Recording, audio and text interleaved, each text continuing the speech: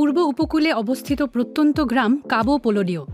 সেখানকার স্থায়ী বাসিন্দার সংখ্যা 100 জনেরও কম। কিন্তু গ্রীষ্মের ছুটির সময় কয়েক হাজার পর্যটক সেখানে যান। বেশিরভাগ দর্শনার্থীর জন্য সেখানে পৌঁছানোর একমাত্র উপায় একটি অনন্য ট্রাক, যা বিচ বাস নামেও পরিচিত। এডিসন লরেনজো এমন এক ট্রাক চালান। এটি একমাত্র জায়গা যেখানে আপনি এই ধরনের পরিবহন পাবেন, কারণ কাবো পোলোনিও স্বতন্ত্র।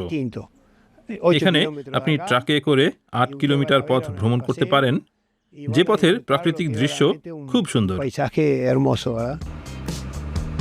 বিরল প্রজাতির ব্যাঙ এবং উদ্ভিদের আবাসস্থল হওয়ায় ট্রাকগুলোকে শুধুমাত্র একটি সরু রাস্তা ধরে চলাচলের অনুমতি দেওয়া হয়। নির্দিষ্ট একটি পথ ধরে চলার কারণে বালুর ক্ষতি কম হয়। সব ধরনের পথে চলতে পারা এসব ট্রাক উরুগুয়ের সেনাবাহিনী ব্যবহার করত। বিশ্বের বিভিন্ন দেশের সামরিক বাহিনী থেকে এগুলো কেনা হয়েছিল। প্রতিটির আলাদা নাম আছে, সজ্জাও ভিন্ন। বেশিরভাগই 4 চাকার ট্রাক, তবে কিছু 6 চাকারও আছে। এগুলো কয়েক দশক ধরে চলছে। অনেকগুলোতে এখনো আসল ইঞ্জিন আছে, তবে সেগুলো নিয়মিত রক্ষণাবেক্ষণ করতে হয়। আমরা শীতকালে রক্ষণাবেক্ষণ এবং রং করার কাজ করি। যখন রং নষ্ট হচ্ছে বলে মনে হয়, তখন আবার রং করা হয়। তা না করলে এটি আরও নষ্ট হওয়ার সম্ভাবনা থাকে। সেখানে ট্রাক চালানো একটি পারিবারিক ব্যবসা। বংশ পরম্পরায় এটি চলে আসছে।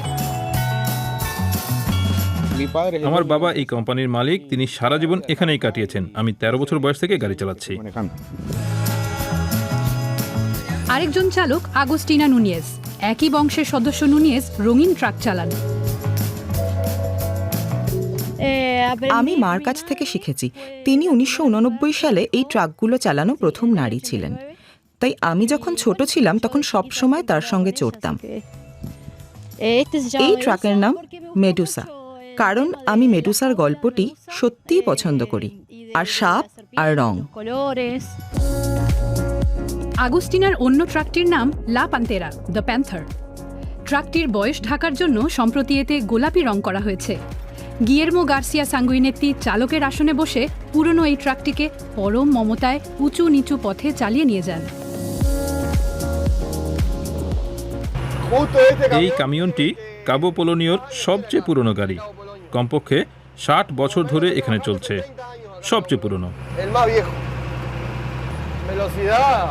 গতি ঘন্টায় 30 কিলোমিটার, আর শক্ত বালুকাময় সৈকতে 40 কিলোমিটার। এটি সর্বোচ্চ 50 কিলোমিটার গতিতে চলতে পারে।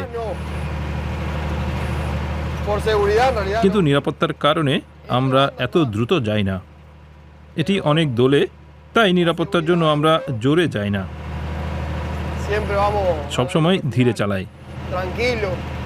এছাড়া এটি পুরনো গাড়ি, তাই বেশি কিছু করা যায় না।